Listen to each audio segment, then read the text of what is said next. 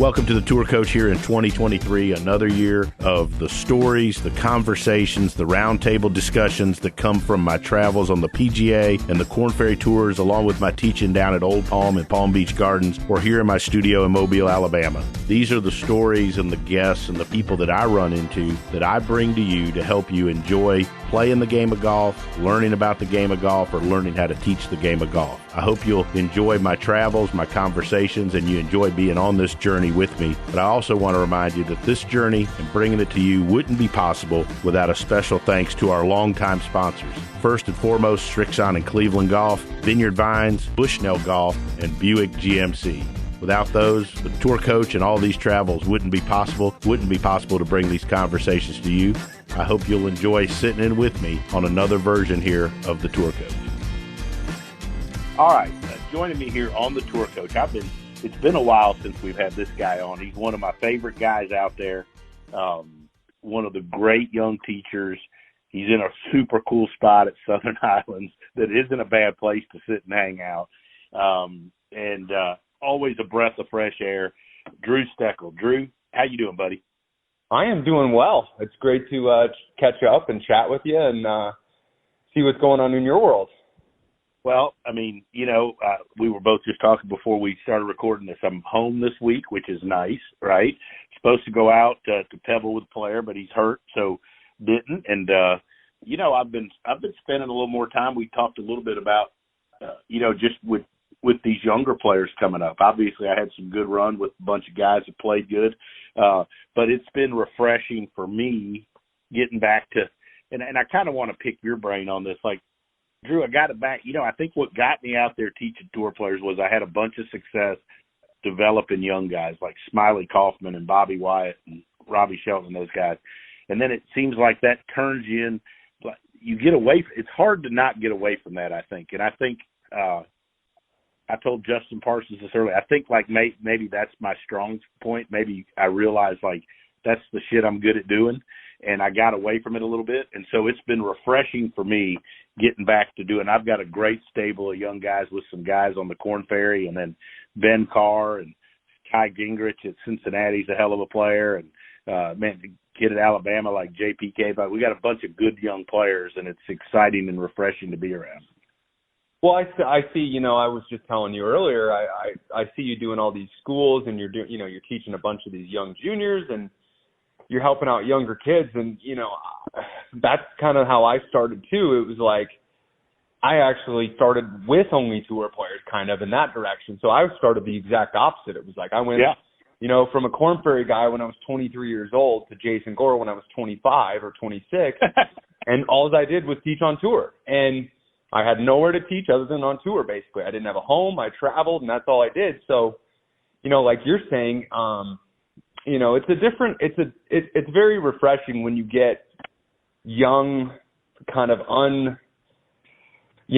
jaded from the tour life and the treatment and all that kind of stuff, and the distractions that go on the PGA Tour and the people all involved in it, to get around, just hitting balls, getting on grass, and this kid in front of you is, 15, 13 years old or 16, whatever age they are, and they're just thrilled to death that they're spending time with you, and they take in every word that you say, and it's a really refreshing thing as a coach to have balance, is what I would say how I feel about my life now and where I am in my coaching. And I think too, Drew, even the Korn Ferry guys,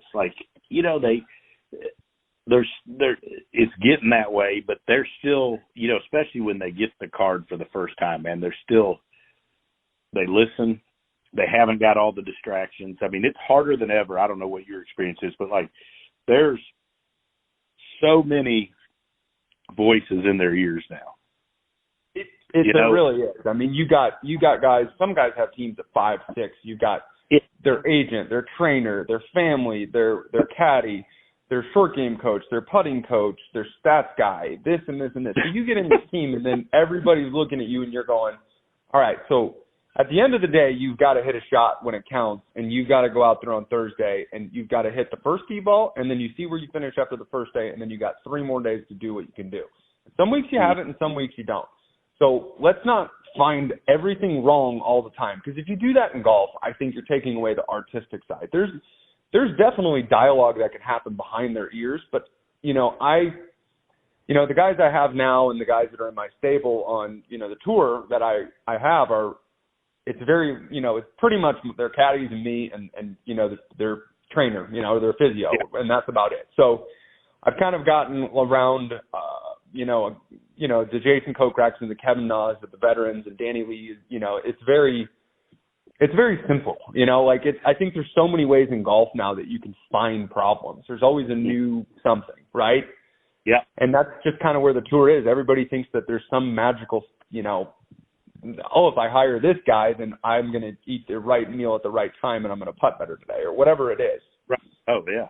It's a different putting coach every few months. And, this type of thing. I always go back to, you'll like this, Colby, too. You know Colby from being out there training. Absolutely. Yep. One of the best in the world. Yeah. Yeah. Colby and I do, we've worked together a long time and we do a ton together. And, he said one time to a player, he's like, hey, we all need to know our role. And his role is to tell you what you need to do in the swing. And my role is to get your body to be able to do it. And if everybody stays in their damn lanes, this thing's going to work. Yep. Right? Yep. But when teams get dysfunctional or instruction programs to me get dysfunctional, it's when somebody in there doesn't know their lane and doesn't stay in their lane. And I think that happens, more than it ever did now. And hell, I even see it happen in junior golf now, which is insane, but it does. It does. And that's kind of where the juniors and the college kids that I work with, I'm trying to prepare them for this because of all the things that are there.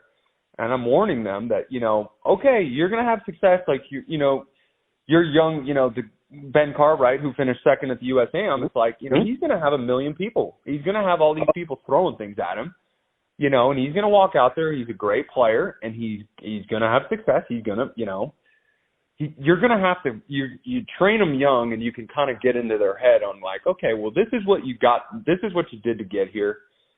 Don't magically turn into a different person once you get out there because you think that there is something else. And you got 5 people in your camp that all think that this. And then as soon as, something goes wrong and they miss 3 cuts or 4 cuts or 2 cuts or 1 cut, whatever it is, and they start playing bad, then everybody starts pointing the finger at each other. And the first person to go is obviously usually the caddy or the swing coach. Yeah. They're the easiest to go, right? So it's like, okay, the guy missed, he missed a 5-iron from 225 to a, back left pin and short-sighted himself and made a bogey. Okay, it was his fault. I missed it left too much or whatever it is. So you get all these things and you're like, okay, well, at the end of the day, we can look at Shot Tracker all day. We can go through every single stat. We can do your practice. We can do your prep.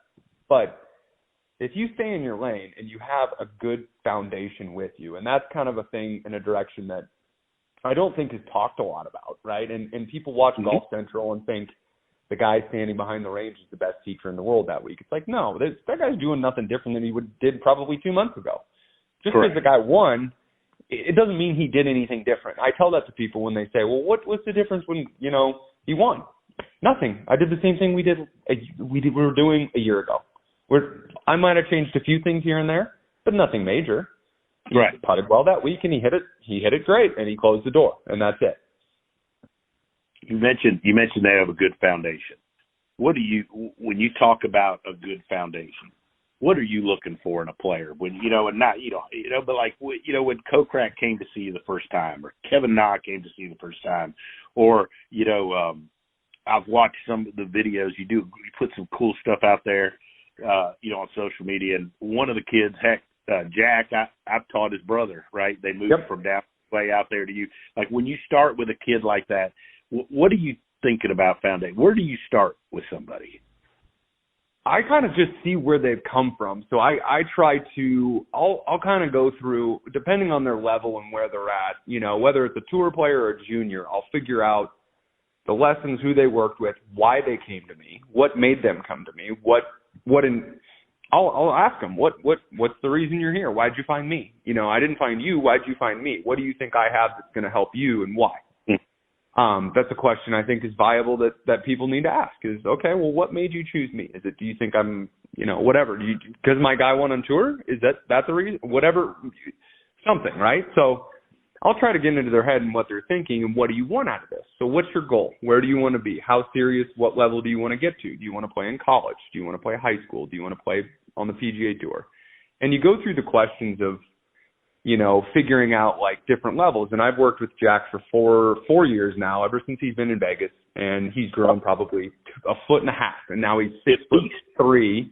And, you just look at this kid, and, when I started with Jack, it was like he was just getting into golf, and I made it fun, and we worked on his swing, but we worked a lot on his mechanics without him knowing his mechanics. And now he's got 175 ball speed, and he's 15 years old, and he's just this monster of a kid who loves golf, great family, super supportive family. Brother's a great player. His brother's a great player who you taught. So you get around this kid, and he just, he was out actually last weekend for the weekend to work with me, and, comes from Florida, and, he just doesn't want to leave the golf course. So with him, I'm building a foundation with, the mental side of it. And Jack, when you get into college, you're starting to get free golf clubs. You're starting to get attention from coaches. You're starting to get attention from, there's going to be agents that recruit you once you're in college, and then an agent's going to recruit you. And then they're going to have somebody in their background that's going to say, well, I think he's a good coach for you. And this guy's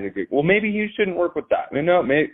So you have to prepare them for the underlying angles of what people do in the golf world. And people don't see that. And I don't, we'll see how the Netflix show that everybody's hyping up, which I'm sure will be great.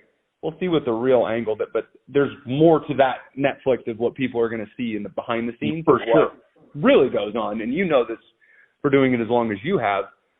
You got an agent, you got a psychologist, you got a family, they may be married, they have this, you got all these angles of what's going on. And at the end of the day, some of the best work I can get done is when it's just one-on-one, away from everybody. Their guard is down. We're not at a tournament. They're not on defense mode or putting up a wall mode, because at a tournament, guys are different than what they are if you're just having a straight-up conversation. Thankfully, I have guys that I get a lot of opportunities to do that with, and okay, I'll go to a tournament and monitor and make sure everything's okay if you need me, and that's fine. We'll work on things and this, but I'd prefer, we sit on the couch and actually just go to dinner and talk about it or whatever it may be, and then we go to the range away from everybody, no distractions, no people, and you tell me what you think and I'll tell you what you think, and I'll be a sounding board. And I think, when you're developing these kids before they're even on the Korn Ferry or even college, to have that trust with a coach. You don't have these eyes of, well, this coach might be better for me. This coach might be. This guy's good. Well, his guys are playing good, so he's a better coach than this guy. And he's a better coach because his guy's this. And that's how people think. It's just they want the instant gratification of, okay, this guy's coach, whatever it is. Like, okay, well, what's the difference? Nothing. They're doing the same thing with him. Their guys are just playing well. Right. How do you deal with if it, we talked a little often, like, you get fired or you have a stretch where guys don't play. And I'm not the only guy that at times sits there and wonders, what the hell am I doing? Right. How do you handle that when you get a stretch where guys don't play well? I do a lot of self-reflection on me and kind of what, as a coach, you definitely sit there and wonder, what am I doing? Am I not saying the right things? Am I not giving them enough? Am I giving them too much? Am I around them too much? Am I at the tournament too much? Am I not at a tournament too much? So you definitely go through, I'll kind of do all the check boxes on me and see what I am doing, right? And it's very hard because as a coach, you don't get into coaching to do it for you. You're doing it for someone else. Mm-hmm. So you care, a lot of the time you can, relate to this is, it hurts you more sometimes than the player may. They miss cuts and you're probably it's a worse Friday, whatever it is, looking at your phone going, okay, he's got one hole left and he has to make a birdie and he didn't do it, or whatever it is, or he makes a bogey and he misses the cut. And you go through the ups and downs of this, of golf. And, I definitely will go through it. And, there's been stretches with guys, and I've been lucky to be around the guys the Jason Kokrak's and the Kevin Nas, and, I've had my ins and outs with Danny for other reasons and all that kind of stuff. But Danny's, been around pretty much the most, off and on for 9 years. And you go through guys, and guys come in and out, and they think, in 2 months I'm magically going to make them this or that. And they want results like, well, why am I not top 10 in the world? Or why am I not winning? Or what am I doing? You should do this. And you doubt, it's easy as a coach to doubt yourself because they lose a lot more than they win, right? I mean, you're not working with John Rahm, let's be honest. Like, me and you aren't working with a guy who's winning, in contention every single week, and you kind of are. It's just not that easy. People don't understand that. No question, right? And when you do have that, that's great, and that's great. But John Rahm's been John Rahm since college. I remember him in a practice round when he was a sophomore in college at ASU, and he played 9 holes with Danny and Pat Perez, and I was working with Pat Perez at the time, and I looked at Danny and Pat, and I'm like, this guy could win the tournament this week. He holed it on the 10th hole, the second shot, and I went, I don't even know what to tell you. This guy's in college, and this guy is unbelievable, and he's just always been that good. So, people kind of, I think a lot more stuff like doing, conversations between coaches like we're doing, I think it's going to help a lot of these parents and these juniors and these kids that are getting their feet wet at the professional level, college level, to hear what really goes on when they get there. Because you don't know till you're there. You may think because you listen to Golf Channel and you watch Golf Channel and you look at Instagram. That doesn't prepare you. You have to have trust in a foundation with somebody. And then when you get there, you're going to have confidence. Mm-hmm. No, I love that. And I think that I also, I had this experience with Ben Carr. Ben and I had worked together for a good while, had some success, hit a stretch where he didn't play good, and then he left, and then came back, didn't play very good at all, and came back 4 or 5 months later or whatever, and then we started working at the end of last school year, beginning of the summer, and obviously he's played really nice, and it's still ups and downs. But I told him this, that I thought it was good to learn that lesson in college rather than come out, turn pro, and then panic and change everything up. Because I've seen more than one guy come out, play well, not play well, change everything. And then, that's sometimes I think you and I could sit and have a beer and we could pull a list out. There's a zillion of them that nobody ever heard from again once they start swapping stuff around. Exactly. And I think amongst the coaches that are, that are out there the guys that are out there and have been out there, the guys that just go around coaches and they just circle through, right? They just, they'll just circle through, and it's like they're going through this thinking that this guy, this coach is going to tell them something from this guy, and it's like, no, you're not looking at yourself in the mirror. And I've actually had a few conversations with people that said, I don't think you should change anything.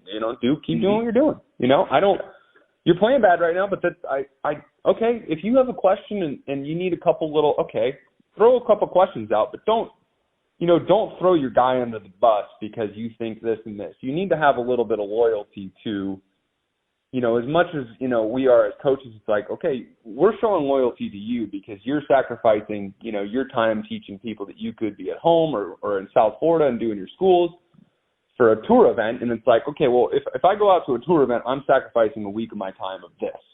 So, there needs to be loyalty. This is a team effort. And that's where I think a lot of these kids younger need to learn, as much loyalty as your coach shows you and as much as they care about you, you should show some respect and, have some heart and actually, man up and deal with the situation with your coach and work through the hard times, because that's what'll make you better is going through the hard and then going through the good, going through the success, right? You got to, I've had my moments with all my guys of playing bad and sitting there going, this isn't good. No, whatever it is, we got to work harder. We got to figure a way. We got to both do something different, right? We'll do it together, but I'm lucky enough. My guys are very good at communicating with how they're feeling, what they're saying, and what they need, right? Important. And that's very important. That's it's huge. They don't just throw something out at me and like, I'm mad at you and randomly and say, this. if they're frustrated with, I need you out more. I need you here. I want you here for 7 days this week or whatever it is, like Phoenix with Danny next week. He goes, you weren't at Torrey Pines and, I really would have felt comfortable. You were in Palm Springs and I felt comfortable. I played well. I, finished top 20 and, this and this. Sure. No problem. Be there. No problem. If that's what you need at the moment, and there's a give and take in coaching of, codependency and being 24/7 with your player, every warm up, every post round warm up, 7 days a week. I think there's a balance to that. Good for players. We've turned into that. I wonder if it'll go back the other way. My personal belief is I don't know that that's really good for them as players. But we've gotten to a point where there's a bunch of them where if we're not out there, Drew, all the time, they're going to go to somebody else because they think that's what you're supposed to do, right? Because he's out there every week. Yep. Mm-hmm. Yep. That's, I don't think that I agree with you on that. And, I did that probably 5 years ago. I mean, I was on the road. I did 39 events one year, I believe. I did 39. So, I mean, people don't realize that, it 7 days a week. I was at 39 events, 7 days a week. I missed, very few tournaments in a year. And was it a good thing? Yeah. Was he playing well in this? And it was on cruise control, but it's also what happens when you're not there, because it's not realistic to think that your coach can always be there. So now my juniors and my college kids or any of these young kids that I work with, I'm trying to develop them. We have phones. You can pick up the phone. You can get a swing video. You can send a video and it could be a 5-minute conversation. And I'll use the example, of the wins that I've had on tour, that I've been there on a Sunday, is 3. And do I want to be there and sit there and, yeah, sure, that's great on a Sunday, whatever it is. But it's very interesting, like when Kokrak won Houston, we were just FaceTiming. He had his earpods in his practice round, and he was literally just on the phone talking. And he was just sitting there on FaceTime for 3 days, called every night after his round, was going to WD on Tuesday, hated his game, thought he couldn't play, this and this and that, went through it all, and he wins the tournament. So I think that's where we were talking earlier is, it's just not realistic to think that your coach is going to be hovering over you 24 hours a day, 7 days a week, whenever you want. And it's not healthy. It's not healthy in anything in life. No. And I tell, like you, we get, you get where you've taught some guys that are worth the shit and everybody thinks you got the answer. So you get guys that want to come in and see you, or players want to come in and see you. And, I'm like, hey, man, like, at a certain point, you got to take ownership of your shit, right? Like, and you've got to do the work. We can give you information and coach you up, but at a certain point, the players got to do it. They got to take some ownership, and they've got to be responsible for doing the work. And a lot of it's directly related to how hard do they do it, and how good are they at blocking out all the distractions and sticking with their plan. Exactly. You just get them to a point where they have confidence in themselves, and that's the end goal of, I think it's a mindset and a training that you start younger and younger. It's not this, in their head, they may think that the reason they played well was because you were there for 7 days. No. You were there observing. You may have said a few things in the warm-up, and you sat there and, did your deal, and whatever it is. You know how some of those warm-ups go. You sit there and you're like, okay, what do you want me to tell you? What do you want to find something wrong with your golf swing today? Is there something you want me to tell you? Because there's nothing wrong. Okay, you missed it 2 yards left. Okay, great. Okay, if this is your miss today, I think you'll play good, right? So it's a whole give and take of, finding that sweet spot. And that's kind of where, I was way the other way of being there too much. Then I kind of went a little bit less travel, and I was a little more, okay, I'm going to step back a little bit. And depending on the guy, it depends on certain guys, but some guys get accustomed to having a guy around 24/7 with them, and then that's what they expect. So, sometimes you're just a gatekeeper. You're keeping people away because people, no doubt. How it is. Yeah, it's like, well, he's on the range, and I just played bad, and I might just go ask this guy. He's here, this coach, right? So you're sitting there going, well, if I'm not at the tournament, this guy might want to go work with him, or he's gonna go find another coach, or whatever it is. Yeah, there's a lot of that.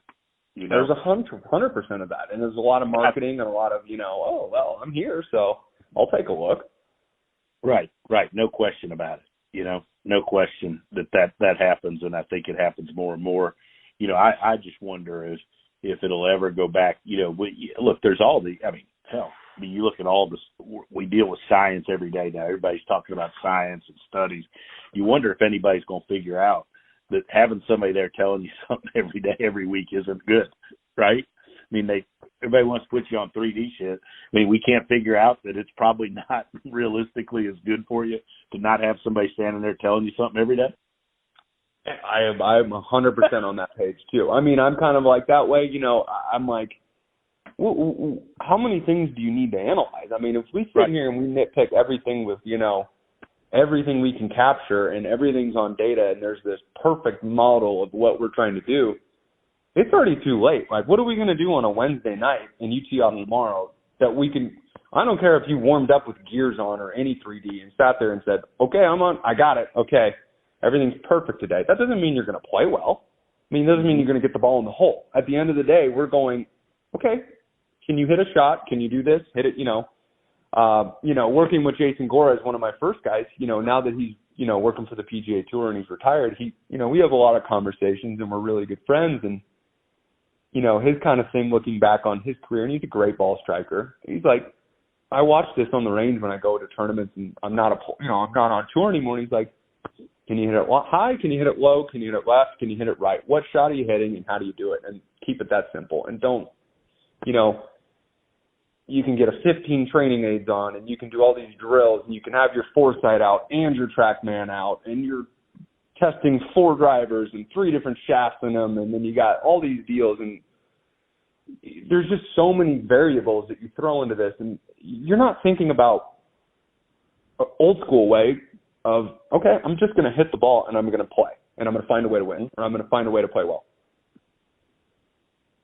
Yeah, no. I mean, and I don't think that. I mean, we talk, but like high school golfers, college golfers, guys that pretty much realize like that.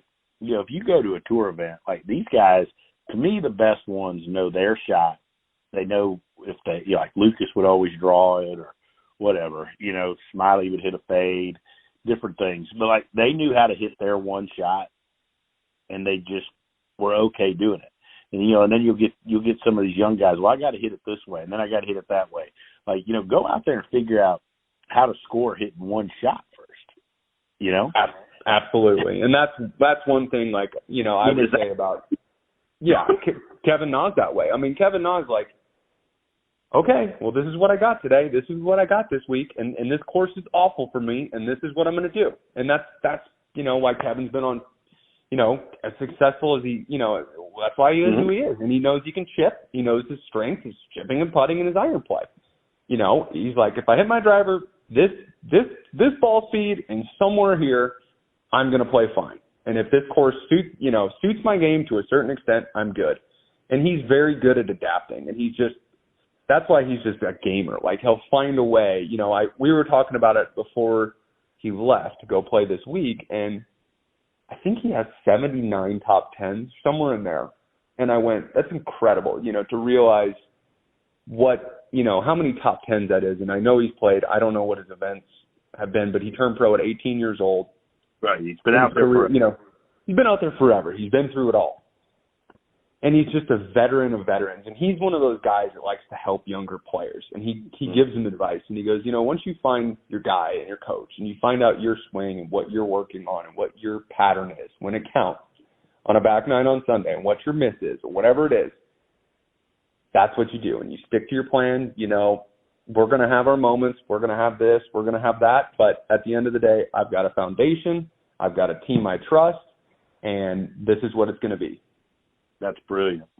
That's worth the whole podcast right there, that story, because that can help so many people and so many and just so many young folks and people that are trying to get better, because that's really what it's all about, And it's an it's not something that's talked about.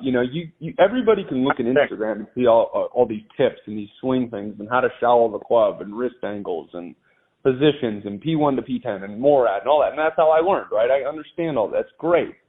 I can get you in the best positions possible, and we can go through all these different styles of whatever you think this teacher teaches. And he may have a biometric, whatever it is. But if it doesn't apply to you and it doesn't process to how you learn, it means nothing. Sometimes the simplest things, saying complex things the simplest way is the best way to do it. And it doesn't matter how you word it or whatever it is. These guys don't care because they're hitting the shot, not you. Yep. That's awesome. Drew, this has been fun. We got to do this more often. I need the next trip out to Vegas. I need to come hang out at Southern Highlands with you. Well, your friend Shane Sigsby's been in the gym. I've been seeing him at the gym every day. That's scary. That scares me. Yeah. He's also been in his wine cellar too. I know that. Yeah. He came back from Hawaii, and Shane, I've seen him in the gym. He's not much of a range guy. He's a very short warm up guy. No, he is. He's a short lesson guy. I give him a lesson every now and then when he's down here or I see him. And I mean, it's a 20-minute lesson max. You know what? Yep. But I think this is why he's good. He comes with one question. He comes with one question. He knows what he wants to do, and you get him to do what he wants it to go left, right. You get him to do it, and he hits 6 or 7 balls, feels it, and he goes, okay, I'm good. I know what I'm doing. Like, he doesn't sit there. He doesn't overanalyze that. He doesn't say, okay, well, after I get doing that, what do I do, right? I mean, I think that's essence why it's like an imperfect swing, not an imperfect, it's his golf swing, but it's different looking. But that's why he's a player. He's a gamer. Yeah, he's a gamer. He's going to go out and he can find a way in 10 balls, 20 balls, 30 balls, and he goes out, warms up, goes and plays, and he's going to shoot under par, whatever it is. And he's a great player. And I think that's kind of one of those lost arts of, between teachers and players and all that stuff is there's just so many options now in golf, and there's the newest and next, and the newest and next, and we're not reinventing the wheel here with golf. Nope. It's a golf ball and a golf club and this and that. Nothing's new is changing. It's just being analyzed differently. You got it. You hit the nail on the head. Man, this is fun. I am for sure this spring. I'm going to come out there and hang out. Well, that will be fantastic. I'm sure we will definitely have some nice wine with Mr. Sigsby. We'll have some nice wine, and we'll tape another one. We'll tape one of these with Sigsby in it. It's always entertaining. So, and we'll get Ben Lamb on there too, and have him. Oh my gosh, we're lining up an all-star cast. I'm just not going to gamble with them. That's all. No, you don't even go near them. Don't. That's a scary proposition getting around those guys. No gambling with them. Nothing. There's no. I stay far away. These guys know what they're doing. Drew, you're one of the best, man, and you're more importantly. Well, I appreciate it. You're just one of the good guys out there. I always enjoy it. You're always great at checking in. Let's get together soon. And thanks for sitting down with me this evening and having this little chat. It's awesome. Well, thank you, and keep doing your thing with all these young guys. And I love seeing your content and all your schools and these young kids you're working with. So we will catch up soon. All right, buddy. Take care. I hope you enjoyed this edition of The Tour Coach and this conversation that we brought to you about playing, learning, and teaching the game of golf. We'll be back next week with another edition of The Tour Coach. In between now and next week, make sure you follow us on our social channels. You can always find me at The Dew Sweeper on Instagram, or go to our YouTube page where you'll see a scene and a video from my teachings daily on our YouTube channel. You can find that by looking up Tony Ruggiero and the Dew Sweepers on YouTube. Until then, make sure you follow and check out Everything Tour Coach and all our sponsors, Srixon Cleveland Golf, Bushnell, Vineyard Vines, and Buick GMC. I'll be back next week to help all of us appreciate, learn, and enjoy the game of golf.